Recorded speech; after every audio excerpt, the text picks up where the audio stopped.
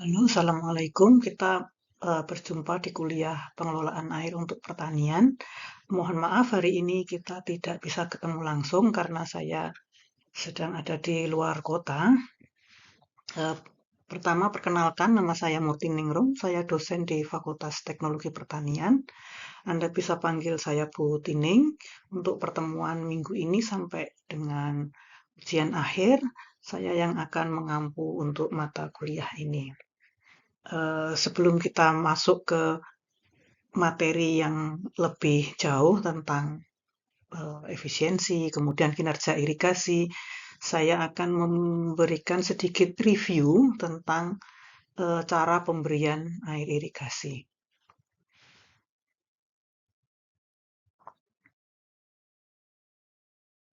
Kita akan mulai dari definisi irigasi. Irigasi itu apa atau sebetulnya?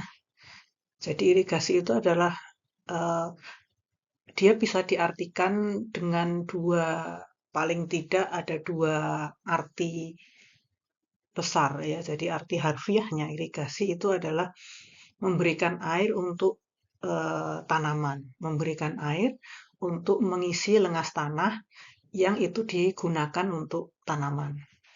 Tapi ada juga definisi irigasi yang lain yang itu ditulis di peraturan perundangan, misalkan di Undang-Undang Sumber Daya Air, kemudian di sini ada juga peraturan Menteri PU eh, yang mengartikan bahwa irigasi itu adalah usaha penyediaan, pengaturan, dan pembuangan air untuk menunjang pertanian. Jadi dia ada irigasi permukaan, irigasi rawa, irigasi bawah tanah, irigasi pompa, dan irigasi tambak.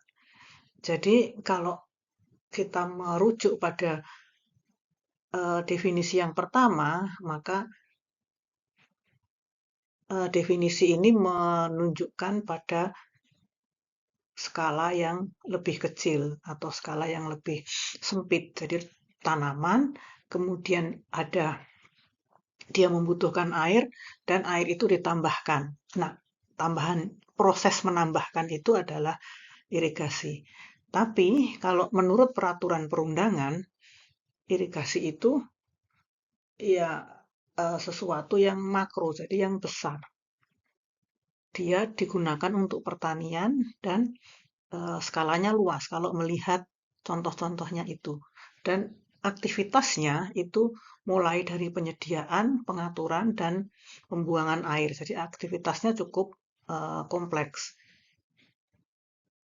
Jadi yang dipakai definisi yang mana? Nah, itu tergantung pada keperluannya.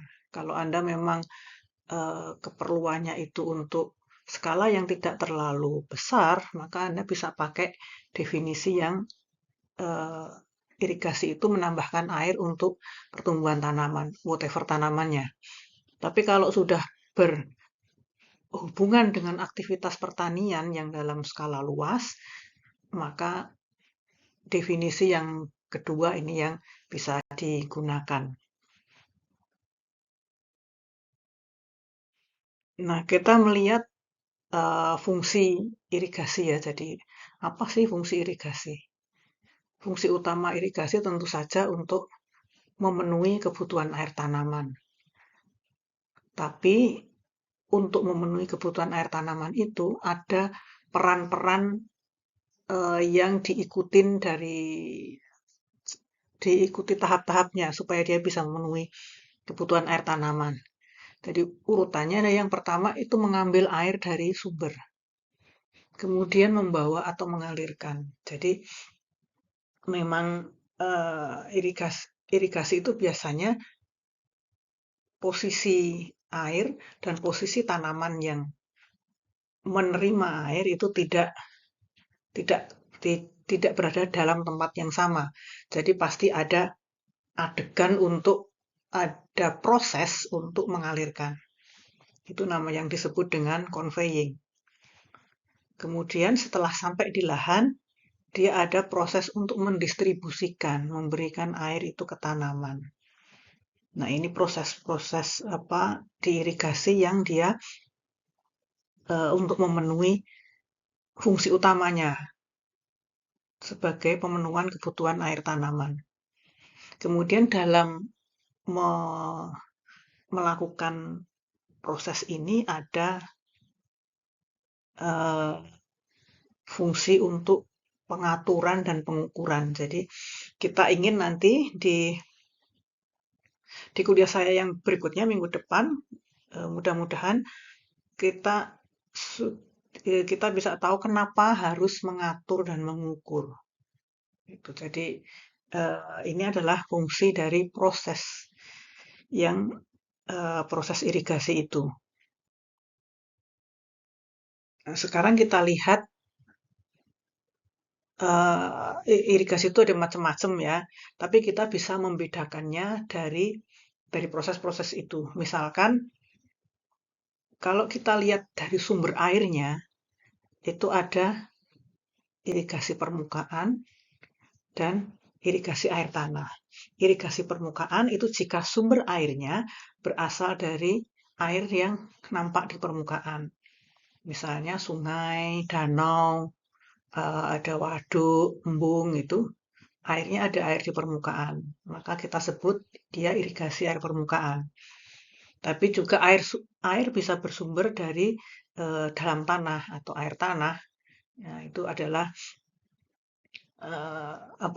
sumber airnya dari akuifer atau lapisan tanah yang dia menyimpan air. Nah, maka kita sebut dengan irigasi air tanah. Itu kalau kita lihat dari sumber airnya. Kalau kita melihat dari cara mengambilnya, cara mengambil air, kita bisa bedakan ada dua juga. Yang pertama itu ada pengambilan gravitasi, yang kedua dengan pompa. Jadi kalau gravitasi itu tidak perlu energi tambahan, jadi air itu bisa langsung diambil, langsung keluar, diambil dari sumbernya masuk ke sistem pengaliran. Kalau pompa itu biasanya kalau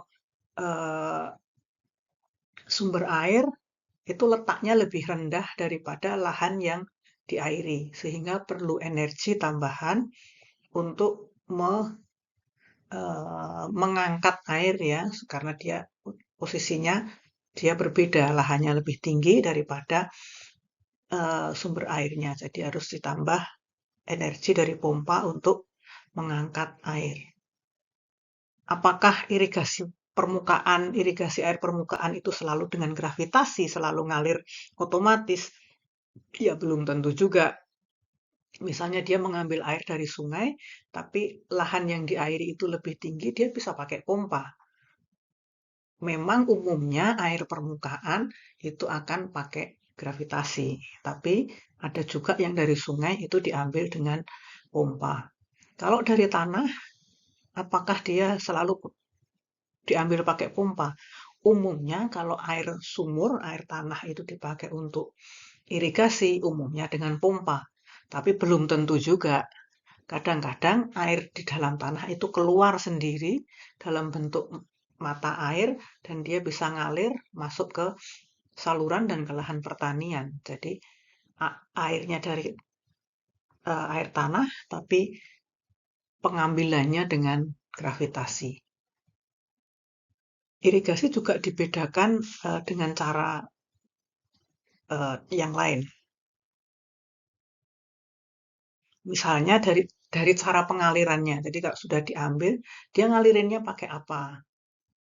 Ada irigasi yang dialirkan dengan saluran terbuka, kita sebut open channel, dan ada air irigasi yang dialirkan melalui pipa, melalui jaringan pipa. Kalau kita lihat cara aplikasinya, jadi cara memberikan airnya itu ke tanaman, kita bisa mengaplikasikannya ke seluruh lahan. Jadi airnya disebarkan ke seluruh lahan. Bisa juga air irigasinya itu diberikan secara terkonsentrasi.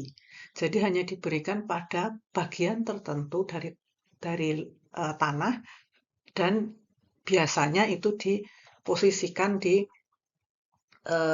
sekitar tanaman, di dekat perakaran tanaman. Yang terakhir itu irigasi air. Itu memang air tidak diberikan ke tanah, dia menjadi media tumbuh tanaman. Ini namanya hidroponik. Nah, kalau air irigasi itu didistribusikan ke lahan, diberikan ke tanaman yang ditanam di tanah, cara distribusinya ke lahan itu ada irigasi permukaan, irigasi curah, dan irigasi tetes. Untuk 3 cara distribusi air di lahan, kita akan bahas satu demi satu secara lebih detail sebagai berikut ya.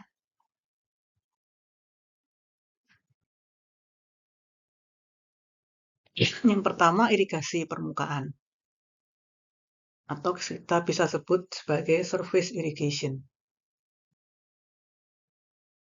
Irigasi permukaan ini adalah aplikasi air yang mengalirkan jarak air secara gravitasi di permukaan lahan, baik lewat saluran, jadi saluran di tengah lahan, varus, atau jalur di lahan, border.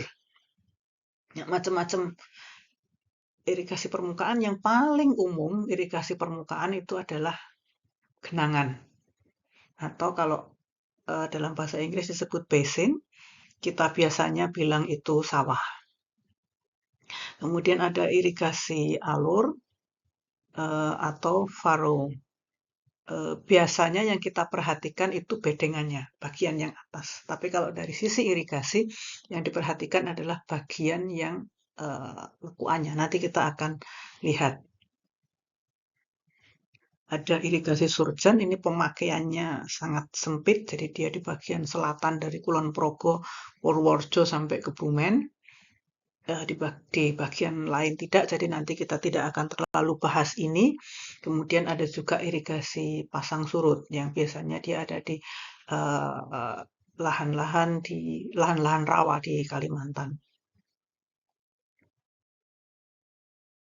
Nah, ini contoh dari irigasi genangan ya, atau basin. Jadi ini kalau kita lihat, ini saluran irigasi, kemudian air itu diberikan ke kiri kanannya begitu. Nah, airnya itu memenuhi seluruh petak. Jadi ini disebut dengan genangan. Kalau secara skema begini, ini dari saluran bisa lewat, ada saluran di atas atau sipon, atau bisa juga ini ditakik, diberi lubang sehingga air itu menyebar ke seluruh sawah ini.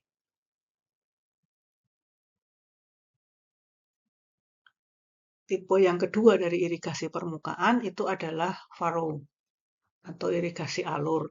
Biasanya kita memperhatikan bagian yang dipakai untuk menanam ini. Ini kita sebut apa? Bedengan. Tapi kalau kita memandang dari sisi yang lubangnya ini, yang semacam saluran, ini dipakai untuk mengalirkan air irigasi di sepanjang lahan. Nah, ini namanya furrow atau alur. Jadi ini disebut dengan irigasi alur. Irigasi alur dan irigasi genangan atau basin itu termasuk dalam irigasi permukaan. Ini adalah bagaimana irigasi alur itu memberikan air. Jadi air itu ini bedengan bagian yang tinggi, kemudian di tengahnya ini kan ada alur yang berisi air ya. Airnya dialirkan dari depan ke belakang kalau kita lihat dari layar. Nah, air yang ada di sini itu akan merembes ke samping dan ke bawah Ya, merembes ini dari sini merembes ke sana, dari sini merembes ke sana. Tapi dia juga merembes ke bawah. Ini dari sini, dari alur yang ini dia juga merembes ke sana.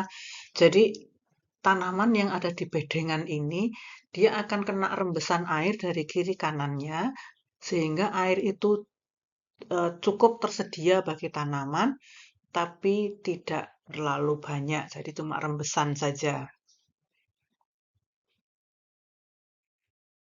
Kemudian kita akan bicarakan tipe yang kedua dari eh, irigasi. Itu ada irigasi curah atau sprinkler.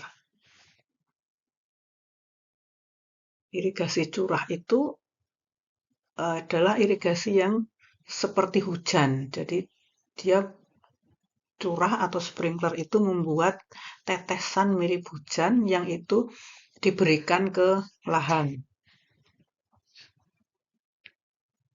Jadi untuk apa irigasi curah itu? Dia tentu saja dia untuk memenuhi kebutuhan air tanaman ya. Sebagai fungsi dari irigasi dia memberikan air untuk tanaman. Irigasi curah juga bisa mencegah pembekuan. Jadi kalau misalkan di tempat yang ada embun beku, eh, di tempat yang dingin, misalkan di Dieng itu ada embun beku. Jadi kalau air yang ada di air yang embun yang ada di permukaan daun itu membeku, dia tidak bagus ya untuk sel-sel yang ada di daun. Jadi untuk supaya eh, apa namanya tidak ada es di daun, maka irigasi sprinkler atau irigasi curah ini dioperasikan supaya supaya tidak beku. Dia bisa juga mengurangi erosi angin. Kalau Anda berada di coba lihat ke pantai selatan Jogja di daerah Kulon Progo maupun di Bantul sekitar Gua Cemara, Pantai Samas itu ada lahan pertanian yang sebagian besar dia menggunakan irigasi curah karena di situ dia selain memberikan air juga berfungsi untuk mematahkan angin laut. Karena angin lautnya cukup kencang ya kalau di pantai. Jadi dia dipatahkan dengan menggunakan sprinkler atau irigasi curah ini. Kemudian irigasi curah bisa dipakai untuk vertigasi. Jadi bisa dicampur pupuk. Ini contohnya irigasi curah yang dipasang di NTT, dia cukup besar. Ini hampir setinggi ya kalau kalau saya kira-kira kepala saya di sini. Jadi dia ada di ujungnya ini sedikit di atas kepala saya. Tinggi saya 160 ya. Jadi ini cukup tinggi dan semprotannya cukup besar. Dia semprotannya sampai sekitar hampir 90 meter eh, jarak terjauhnya.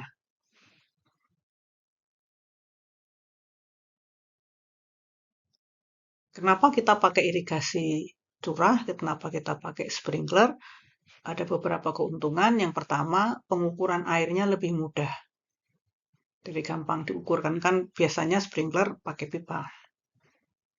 Kemudian dia tidak mengganggu pekerjaan pertanian dan hemat lahan.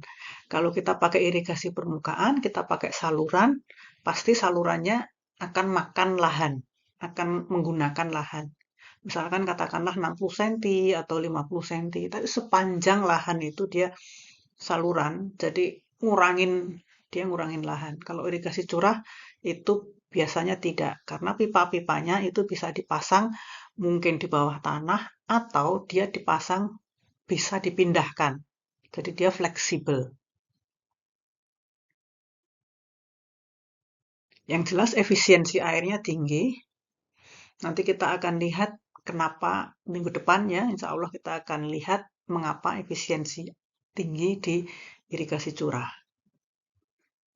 Kemudian investasinya Sebetulnya investasinya cukup tinggi, tapi kalau kita bisa pakai itu untuk jangka panjang, dia akan cukup menguntungkan.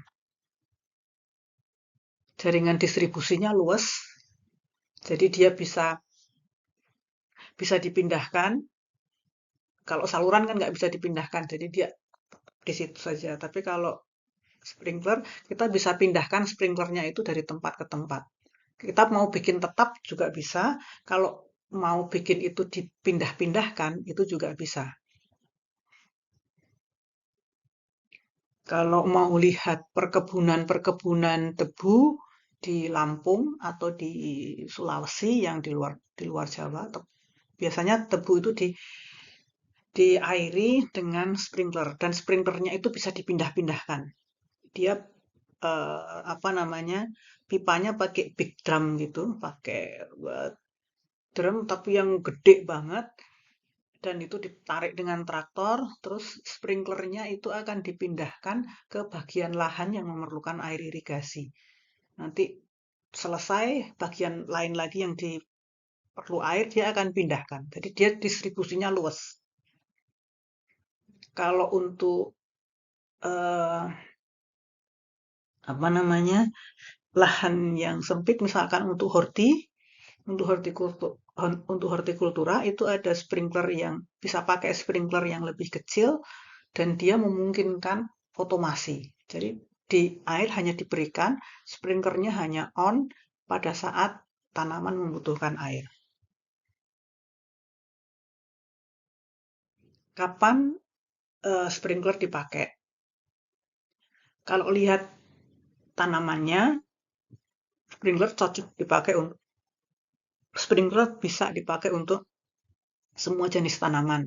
Jadi bisa, kalau tanamannya itu pohon, ada batangnya yang tinggi gitu, sprinkler bisa dipakai di bawah, pasang di bawah. Kalau itu semak, bentuknya semak atau dia hamparan, dia apa namanya, sprinklernya bisa dipasang tinggi di atas kanopi. Jadi semuanya sebetulnya dia bisa dipakai untuk apapun yang menyesuaikan. Kemudian eh, kalau untuk slope bagaimana? Sprinkler bisa dipakai untuk lahan datar maupun bergelombang. Jadi posisi pipanya itu bisa disesuaikan. Terus tanah, sebetulnya kesesuaian tanahnya dia bisa bisa dipakai untuk semua jenis tanah. Jadi dia bisa dipakai untuk baik yang tanah pasir maupun tanah lempung maupun tanah yang campurannya yang geluh. Cuma kalau untuk tanah pasir dia punya keuntungan. Dia dia punya keuntungan karena tanah pasir itu memerlukan air dalam dalam jumlah yang sedikit, tapi dia lebih sering. Jadi dengan sprinkler itu bisa diatur. Nggak terlalu banyak, tapi jadi sedikit-sedikit saja ngasihnya, tapi bisa berulang-ulang begitu. Nah, untuk airnya ini yang agak tricky. Jadi untuk airnya dia tidak boleh air yang ada sedimen. Jadi mutlak airnya harus yang bersih.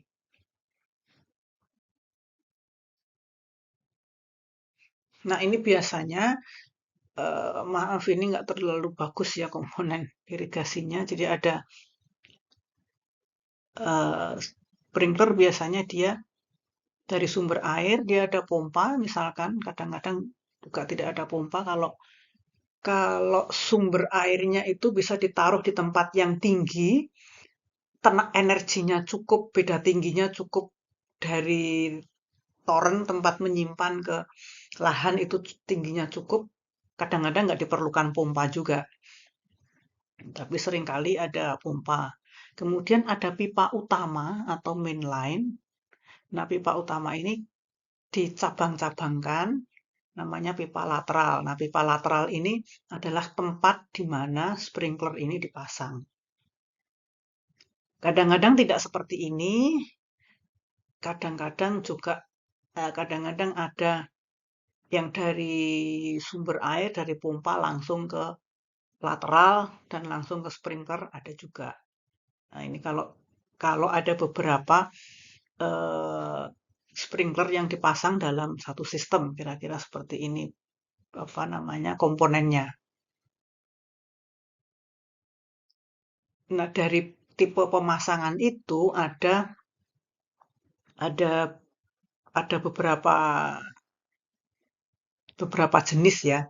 Kalau lihat dari rangkaian yang tadi, kadang ada yang disebut dengan periodic move. Kalau periodic move itu eh, rangkaian yang tadi di depan itu di bisa dipindahkan secara musiman. Jadi bisa dipindahkan. Tadi saya ceritakan yang sprinkler yang ada di eh, perkebunan-perkebunan tebu di luar Jawa, dia pakai sprinkler yang dia dipindahkan dari satu lahan ke lahan yang lain. Itu namanya periodic move. Kemudian ada fixed solid set. Fixed solid set itu mulai dari sumber air, sprinkler, pipa utama, pipa lateral, sampai ke sprinklernya itu nggak kemana-mana. Dia diem aja di situ. Selamanya di situ. Itu namanya fixed solid set. Kemudian ada yang uh, continuous move. Jadi dia sambil dia menyiram, sprinklernya itu bergerak. Jadi sumber airnya tetap, pompanya tetap, tapi pipa dan sprinklernya itu bergerak.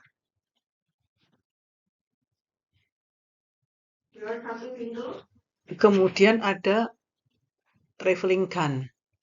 Nah, traveling gun itu dia sprinklernya bergerak karena dia ditarik traktor atau ngikutin rel. Jadi sambil menyiram, dia sambil bergerak. Kemudian tapi dia tetap sprinkler, tetap apa namanya, tetap pencurah yang biasa, tetap pencurah yang ada pipa sama ada sprinklernya. Tapi sprinklernya itu bergerak karena ditarik traktor. Berbeda dengan yang terakhir itu ada traveling boom.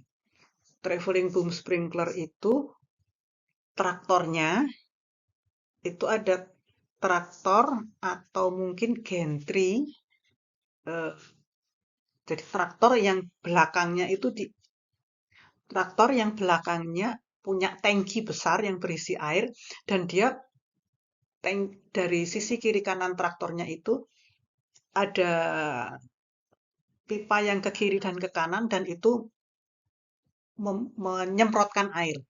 Jadi sambil traktornya itu bergerak, dia di kiri dan kanannya itu menyemprotkan air. Itu traveling boom sprinkler. Kalau traveling gun, apa namanya, sistem yang di depan tadi, eh, sprinkler sama lateralnya, itu ditarik. Traktornya nggak bawa air. Kalau boom sprinkler, traktornya bawa air. Ada tornya. Kalau yang traveling gun, yang ini itu sumber airnya tetap di luar, sumber airnya tetap di luar lahan. Terus ada pipa dan pipanya itu pipa sprinkler. Nah, pipa dan sprinklernya itu didorong, pipanya ngikutin, menyambungkan tetap dengan sumber yang di luar lahan. Kalau traveling boom yang ini itu airnya dibawa sama traktornya. Terus dari tangki air itu ada kayak sayap gitu yang ngarah keluar. Nah, itu yang menyemprotkan air. Kalau kita lihat tipe-tipe pencurahnya itu ada impact, ada gear driven, ada reaction, ada fixed head. Biasanya saya bawa ini macam-macam sprinkler ini eh, saya bawa ya ke kelas, cuman karena hari ini kita tidak bawa, tapi saya ada beberapa video, mudah-mudahan bisa mewakili.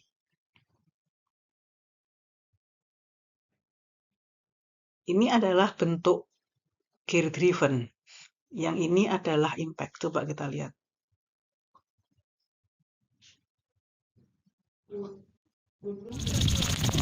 Nah, impact seperti ini. Jadi dia kayak airnya disemprotkan terus sambil dipukul. Jadi airnya nyemprot terus dipukul tak tak tak gitu. Ini yang impact. Kalau yang gear driven itu di sini ada ada mekanisme gear yang membuat dia menyemprot sambil sambil memecah. Jadi sambil disemprotkan sambil dipecah ke segala arah sambil disemprotin. Ini ada di KPTU, di Balairung UGM, ada juga di kalau sekarang ada di depan GIK di Boulevard. Itu sistemnya pakai ini. Ini adalah Boulevard zaman dulu, ini belum ada GIK ya, jadi masih zaman dulu. Kalau yang zaman sekarang dia pakai gear driven, kalau yang dulu itu pakai fixed head. Fixed head itu dia tidak tidak bergerak. Jadi dia tetap airnya disemprotkan. Udah gitu aja. Bentuknya seperti ini. Airnya disemprotkan. Seperti itu saja. Dia diem aja. Ini yang fixed head. Oke. Kalau kita lihat macam-macam cara nyemprot, kita lihat apa macam-macam sprinkler, terus kita milihnya gimana? Nah, kita milih sprinkler itu dasarnya yang pertama itu debitnya berapa. Terus tekanan. Jadi yang harus diperhatikan itu debit, tekanan, kemudian ada macam-macam yang lain itu ada misalkan kalau reaction itu UN-nya ya. Karena reaction itu ada pipa yang nekuk gitu, dia jadi sudut nozzle-nya itu berapa. Kemudian ukuran tetesan. Tetesannya itu lembut atau besar-besar gitu. Itu mungkin juga perlu pertimbangan. Kemudian sampai seberapa jauh dia ini dia apa namanya nyemprotnya. Karena kan kita akan menentukan eh, apakah dia bisa dipakai di mana. Jadi tadi saya cerita kalau pakai yang big gun yang besar itu biasanya dipakai tebu kan karena dia tinggi. Terus nyemprotnya jauh sampai 90 meter. Tapi untuk sprinkler seperti itu kita nggak bisa pakai untuk horti. Kalau dipakai untuk apa namanya, misalkan sayur, ya kayak lemah gitu ya, sayur kayak sawi atau selada gitulah ancur kalau apa dihempas pakai itu karena itu big gun itu gede. Tapi sprinkler yang kecil nggak bisa dipakai untuk tebu. Kapan selesainya nyiram kalau pakai yang kecil? Jadi memang kita harus menyesuaikan apa kayak jarak lemparan, kemudian seberapa bitnya dan sebagainya itu dengan tanaman yang digunakan. Jadi tergantung pilihnya sprinkler tergantung pada jenis tanamannya.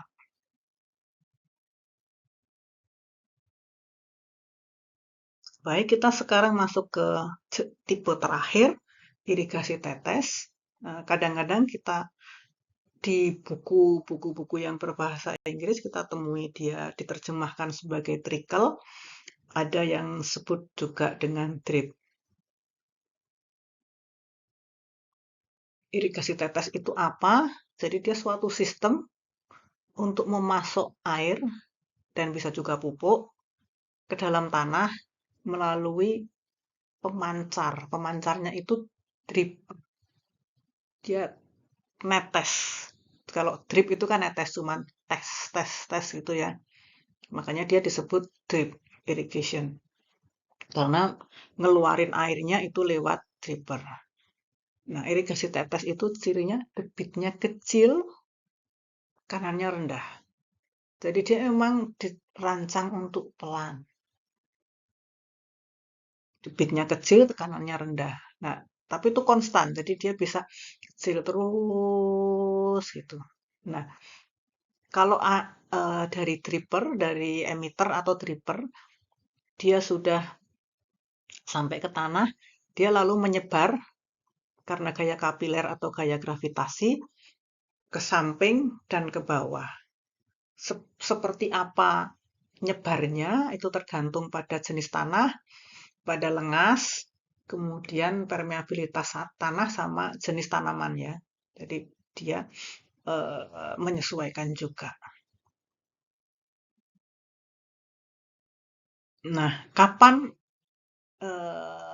irigasi tetes atau drip atau trickle ini digunakan? Untuk tanamannya, dia bisa cocok untuk macam-macam tanaman. Jadi apapun dia tanaman tanaman jenis apapun dia bisa dipakai. Tanaman semak dia bisa digunakan juga. Terus tanaman pohon, meskipun dia pohon mau pakai drip juga bisa. Kalau Anda mungkin sudah pernah pergi umroh atau pergi haji gitu, tanaman-tanaman kurma itu dia dikelilingi oleh eh, apa pipa tipis gitu, pipa kecil gitu yang ada beberapa lubang. Nah, itu irigasi tetes. Tanaman menjalar juga bisa, cuma biasanya karena investasinya itu cukup besar, investasi irigasi tetes itu cukup besar. Jadi tanamannya biasanya yang dipakai tanaman yang bernilai ekonomi tinggi, jadi bisa bisa balik modal gitu kalau kalau apa udah beli sistemnya, udah beli tetesnya udah mahal, ya tanamannya harus bisa menjanjikan dia kembali modal. Kemudian untuk topografi, irigasi tetes itu dia bisa dipakai di semua jenis slope, bisa dipakai di semua lahan miring, lahan bergelombang itu bisa dipakai. Beda sama irigasi permukaan. Kalau irigasi permukaan kan harus datar. Kalau irigasi tetes enggak, pipanya bisa menyesuaikan. Untuk tanah dia bisa dipakai di semua jenis tanah. Cuma yang harus tidak boleh ditawar-tawar itu adalah air. Untuk irigasi tetes harus mutlak airnya bersih. Karena sekali dia ada sumbatan, sekali dia airnya nggak bersih, dia nggak bisa keluar sumbat apa namanya, mungkin ada sedimen, ada ganggang, endapan pupuk, apa lumut yang di dalam gitu, misalkan dia sampai mampet di emitter, itu udah selesai. Airnya nggak bisa ngalir dan tidak ketahuan. Kalau Anda pasang di beberapa, katakanlah di lahan yang 1000 meter persegi atau mungkin beberapa hektar gitu, ada satu aja yang tersumbat, Anda tidak akan tahu kalau itu tersumbat. Tahu-tahu tanamannya sudah beda dengan teman-temannya. Jadi saringan, filter itu harus banget wajib dipasang di awal dari tetes karena airnya itu harus benar-benar yang bersih. Nah, ada beberapa macam metode irigasi tetes. Ini ada drip yang memang cuma menetes, ada subsurface, ada bubbler, ada spray. Eh, biasanya saya bawa juga ini beberapa macam. Saya nggak punya semua, tapi ada beberapa. Dan tapi karena kita kuliahnya online, ini saya berikan dalam bentuk foto-foto saja ya. Nah, ini kebetulan saya pasang ini di penelitian yang terdahulu. Ini ada drip, jadi dia ada pipa. Ini pipa mainline namanya. Kemudian ini pipa lateral. Pipa lateral itu yang membawa tetes. Kemudian di sini dipasang penetesnya. Ini juga ini pipa utama, pipa sub mainline ya. Karena pipa mainline-nya di sini. Ini pipa pipa cabang utama. Kemudian ini pipa lateral. Nah, ini terus yang ditancapkan di sini itu adalah penetesnya atau drippernya.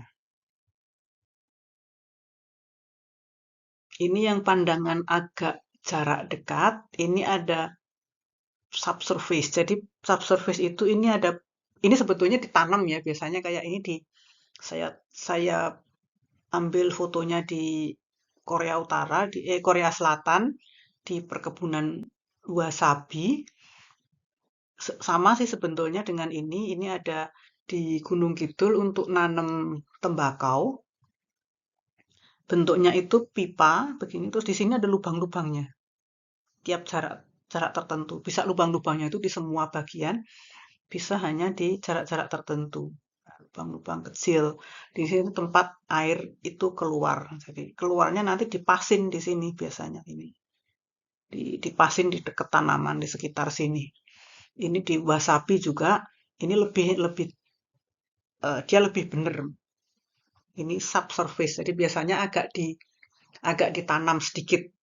Ini biasanya tertutup tanah, tapi cuman tertutup tanah tapi tidak terlalu dalam. Nah, ini nanti airnya keluar, di sini ada lubang-lubang, dia akan keluar di sekitar sini. Ini yang bentuk subsurface. Nah, ini yang bentuk spray.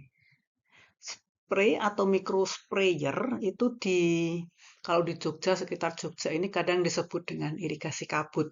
Jadi ini ya. Jadi airnya nggak nampak ya. Jadi ini pipa, terus di sini ada lubang-lubangnya. Ini tuh ada garisnya gini nih. Ini air. Nah, ini juga air ke sana. Nah, ini airnya tipis banget. Jadi hampir nggak kelihatan. Tapi kalau Anda di lahan, Anda akan lihat dia kayak dari jarak jauh dia kelihatan kayak kabut. Ini juga saya ambil fotonya di East West Seed Factory. Jadi yang bikin bikin apa namanya benih-benih panah merah. Tapi di sini di kebunnya, di apa namanya di tamannya. Ini ada pipa seperti ini. Terus ini berlubang-lubang. Ini ada garis-garis semprotan airnya nih. Ini, terus ini. Jadi dia nyemprot ke arah tanamannya ini. Ini namanya spray irrigation. Karena ini lembut banget kita sebut dengan micro spray. Kita pakai irigasi tetes. Jadi irigasi tetes itu adalah irigasi yang paling efisien. Dia nggak ada evaporasi, tidak ada gerakan air di udara, tidak ada run off, terus pemberian airnya hanya dibatasi di sekitar tanaman pokok. Jadi benar-benar yang perlu air aja yang dikasih. Lain-lain nggak ada, kehilangan karena evaporasi nggak ada, kehilangan karena run off nggak ada, kehilangan karena evaporasi, perkolasi juga nggak ada. Terus airnya tidak bergerak nyiprat-nyiprat kemana-mana. Jadi benar-benar dia air yang diberikan itu semua ke tanaman. Karena karena ngirit seperti ini, respon tanamannya jadi lebih baik. Karena dia tidak mengganggu aerasi, terus bisa dikasih vertigasi juga, terus tidak. Jadi dia secara secara lengas untuk menjaga lengas tanah itu dia bisa ngepas gitu, nggak kelebihan, tidak kekurangan. Jadi dia benar-benar bisa dikontrol untuk sangat tepat, nggak kelebihan, tidak kekurangan. Jadi ininya respon tanamannya bagus. Terus dengan irigasi tetes kita juga bisa mengurangi gulma, terus sama serangga yang terkait. Karena air itu bisa diberikan pat di dekat tanaman, bagian-bagian yang lain nggak kena air, jadi tidak tidak ada air yang berlebih yang bisa dipakai tumbuh gulma dan sebagainya. Ini kemudian dia bisa bisa untuk licing. Jadi kalau tanahnya itu mengandung garam, pakai irigasi tetes itu juga bisa menyingkirkan menyingkirkan garam dari bagian yang dekat perakaran. Jadi dia bisa membantu licing licing tapi lokal di sekitar perakaran tanaman. Terus lahan tidak terganggu ya. Jadi karena dia pakai pipa kayak sprinkler tadi sih sama, nggak perlu tidak perlu bagian lahan yang diperuntukkan untuk saluran kayak gitu. Jadi ininya kan bisa dipindah-pindah apa namanya? Kalau pas pengolahan tanah atau pas kegiatan yang lain itu pipa bisa dipindahkan. Kemudian dia investasinya tinggi sih sebetulnya, tapi bisa juga disebut murah hanya jika tidak ada sumbatan.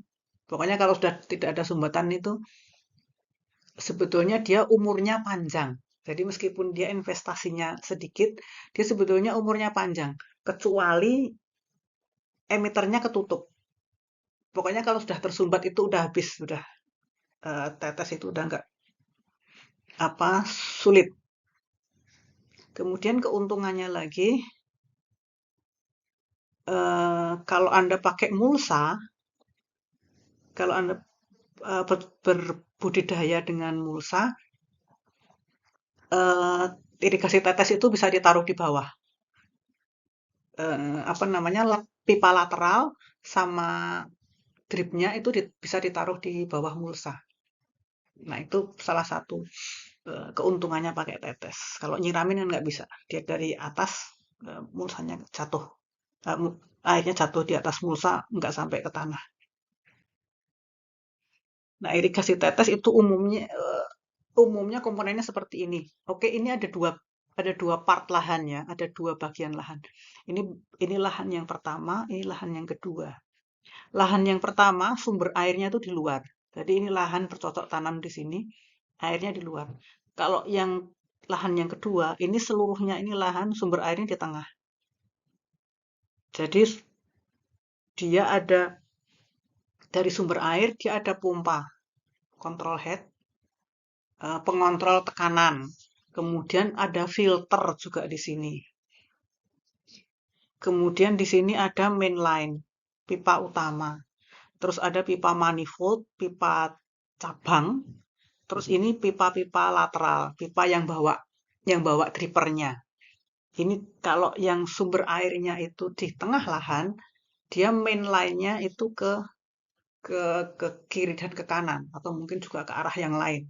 Tapi dia dari tengah ke kiri dan ke kanan, kemudian baru ada cabang manifold, cabang ini ya, cabang. Kemudian baru ada lateral-lateral yang bawa lateral itu yang di pipa kecil yang dipasangi penetesnya. Kira-kira dia ada seperti ini.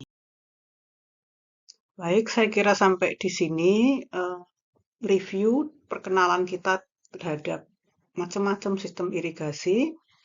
Silahkan Anda menuju ke link Google Form yang dibagikan di Simaster juga. Link Google Form ini adalah kuis ya, kuis ringan saja. Jadi bagi saya itu akan menunjukkan Anda mendengarkan atau tidak dari video ini karena semua jawaban terhadap kuis itu ada di video. Yang kedua, nama dan NIU Anda akan tercatat dan akan digunakan sebagai presensi bahwa Anda mengikuti kuliah ini. Baik, saya kira sampai di sini. Mudah-mudahan minggu depan kita sudah bisa bertemu secara tatap muka. Saya akhiri sampai di sini. Terima kasih dan assalamualaikum.